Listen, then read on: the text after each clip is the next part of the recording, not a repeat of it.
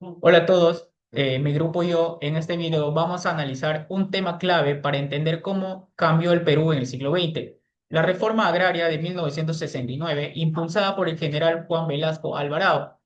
Esta reforma surgió en un contexto de grandes desigualdades antes de 1969. Menos del 3% de los propietarios controlaban más del 70% de las tierras agrícolas, mientras que la mayoría de los campesinos no tenían derechos ni acceso a la propiedad.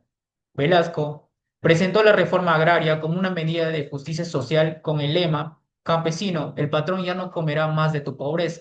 Nuestra postura como grupo es que la reforma agraria fue necesaria porque puso fin a siglos de abuso y exclusión, pero su ejecución fue improvisada y autoritaria, lo que generó problemas políticos, económicos y sociales que marcaron al país durante décadas. En este video explicaremos sus efectos desde tres perspectivas: política, económica y social, para finalmente concluir si fue o no beneficiosa para el Perú. Argumento político. Desde el punto de vista político, la reforma agraria fue una de las transformaciones más radicales del 2020 peruano. El gobierno de Velasco llegó al poder tras un golpe de Estado que derrocó al presidente Fernando de la Hunde en 1968, y desde ese inicio se propuso reorganizar completamente el poder político y económico del país. A través de los decretos ley se apropiaron de las haciendas y empresas agroindustriales, muchas de ellas a manos de familias tradicionales. El Estado se convirtió en el principal administrador de las tierras y de sectores estratégicos como el petróleo, la minería, la pesca y la banca. Aunque la intención era devolver el poder al pueblo, el proceso se dio sin participación ciudadana ni elecciones libres.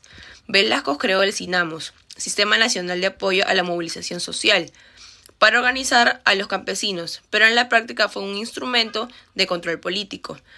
Este centralismo provocó el aislamiento de los partidos de los movimientos sociales independientes, generando desconfianza en las instituciones, y por eso políticamente la reforma agraria debilitó la vida democrática, sustituyendo el poder oligárquico por un poder autoritario. En el ámbito económico, la reforma agraria tuvo un impacto profundo y en muchos casos negativo. Entre 1969 y 1975, el Estado expropió más de 9 millones de hectáreas y las distribuyó entre más de 370.000 familias campesinas. Esto supuso la mayor redistribución de tierras en la historia del país.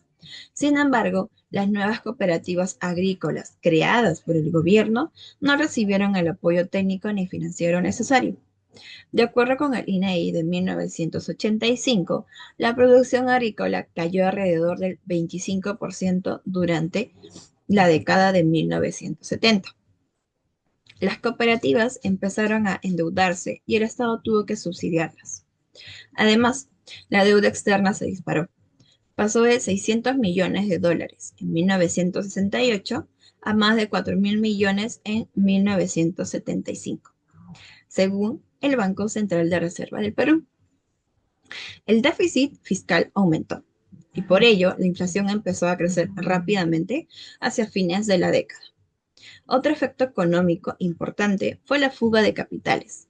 Muchos empresarios y técnicos agrícolas emigraron o retiraron sus inversiones, porque el clima político no garantizaba seguridad jurídica.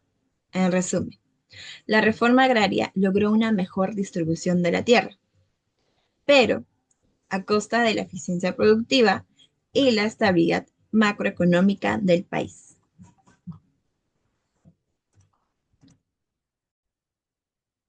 Con respecto social, la reforma agraria sí significó un cambio histórico.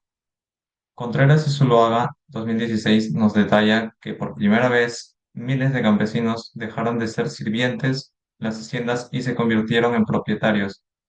Esto trajo un fuerte sentido de dignidad y participación social. Sin embargo, el proceso tuvo limitaciones. Muchas cooperativas se disolvieron en los años 80 y muchos campesinos no recibieron sus títulos de propiedad, lo que impidió su acceso a créditos y desarrollo.